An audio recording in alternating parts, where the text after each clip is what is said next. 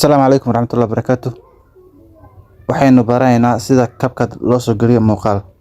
Marka hore CapCut soo furo, kadib waxaad taabataa meesha ay ku qoran tahay New Project.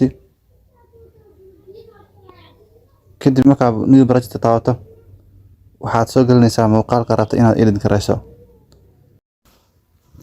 Kadib markaa muuqaalka soo gasho, qaabkan ayaa kuu soo bixi, interface-kan ayaa kuu soo bixi. qaybtan waxaa la lahaa timeline, waa qaybta lagu jarjaro muuqaalka ama codka ama sawirka, wax kasta ee soo gelisa qaybtaas ayaa lagu jarjaro, waxaa la lahaa timeline.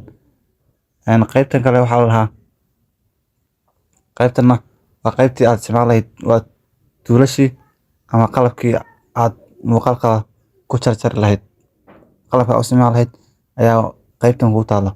editkii oo jarjaridda ah muuqaalka, qaybtan oo ah audio codkii, qaybtan text-ka ka sugan lahayd, qaybtan oo overlay, qaybtan waa effective video effectivesa, waxyaabo badan oo aad muuqaalka ku jarjari karto ayaad ku jira.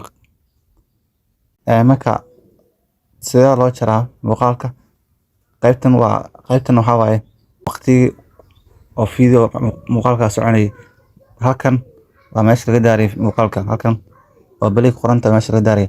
halkan waxaa la waa redo iyo undo, marka wax khalado si kaliis wax khalado aad ku noqonaysa halkaasna, markaad wixii khaladka ku soo ceshanaysa ayaa loo isticmaalaa. marka waxaan jaraynaa muuqaalka marka rabto inaad jarto ama qayb askar reebto, waa muuqaalka ayaa taabanaysaa. kadib calaamadan ayaa ku soo baxaysa caddeynka timeline-ka muuqaalka. horta andaarna waxaa laga daaraa halkaas, muuqaalkaas halkaas ayaa laga daaraa. markaad diminaysana ama post ilaysana waa joojinaysaa, halkaas ayaa ka diminaysaa. markaad muuqaalka doorato waxaa kuu soo bixi waxyaabo badan, tools badan ayaa kuu soo baxay. waxaa kamid ah tool kuu soo baxaya kan ayaa kamid ah oo editka oo spreadka, qaybtan oo speedka, qaybtan oo animation, qaybtan oo effectiga,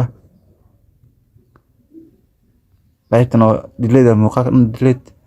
marka muuqaalka inaad ka jarto, meesha rabta inaad ka jarto ayaad taabanaysaa. kadibna waxaad taabanaysaa meeshan ay ku qoran tahay split, halkaas ay ku qoran tahay split ayaa taabanaysaa. markaas muuqaalka wuxuu noqday laba qayb ayuu ka noqonaa, laba qayb dhinacana, laba qayb ay noqon, qayb dhinacana iyo qayb dhinacana. haddaad rabto haddana qayb kala jaraysaa, meesha ay ku qoran tahay split ayaa taabanaysaa.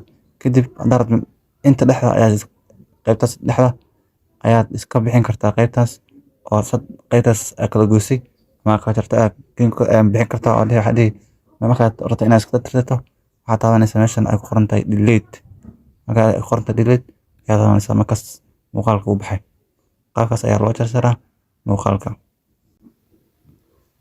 markaad rabto inaad muuqaalka aad markaad dhamaysay edit garaysay, markaad rabto inaad soo dejisato, waxaad taabanaysaa meesha ku qoran tahay export. markaas ay ku qoran tahay export ayaa taabanaysaa. halkan ay ku qoran tahay 720 waa quality video ama muuqaalka, oo wuxuu noqon karaa markaad taabato resolution-kiisa waa badan kartaa ilaa 1080 aad ka dhigi kartaa. qaybtan waa frame-kii, marka 720 ayaa fiican. kadib export ayaa dhahaysaa. marka export dhahayso, qaabkaas ay ku noqonaa.